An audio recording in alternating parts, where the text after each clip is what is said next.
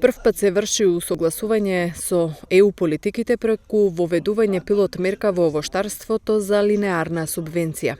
Ова го најави министерот за земјоделство Љупчо Николовски на денешната пресконференција, презентирајќи ја програмата за финансиска поддршка за руралниот развој за 2022 година. Да биде појасно, сите овоштари ќе добијат авансно 12.000 денари од вкупната сума колку што изнесува основната субвенција во тековната година,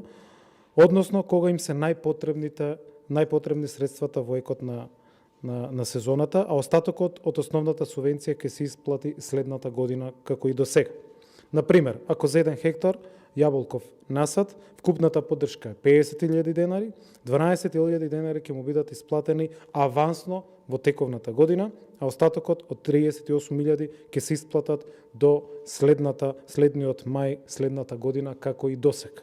Практично со овој модел овоштарите ќе имаат две исплати оваа година. Исплата на субвенциите од 2021 година во текот на следните месеци и до крајот на годината авансната исплата од 12.000 денари за оваа 2022 година. Николовски додаде дека за воведување на авансната исплата ќе се измени Законот за земјоделство и рурален развој, за да може земјоделците да ги добијат 30% аванс. Одиме како пилот проект од 30%, односно сите овоштари ќе добијат по 12.000 денари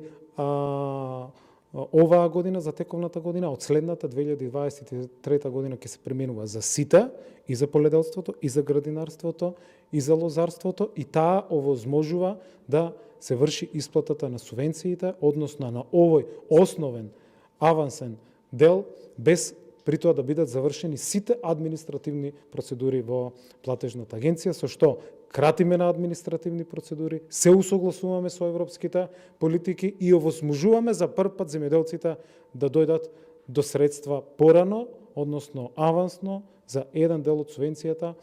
Во врска со новиот закон за директни плаќања, Николовски истакна дека ќе бидат пропишани условите за финансиска поддршка според европската легислатива, како и сите планирани нови мерки кои се пропишани со заедничката земјоделска политика на Европската унија за периодот од 2021 до 2027 година.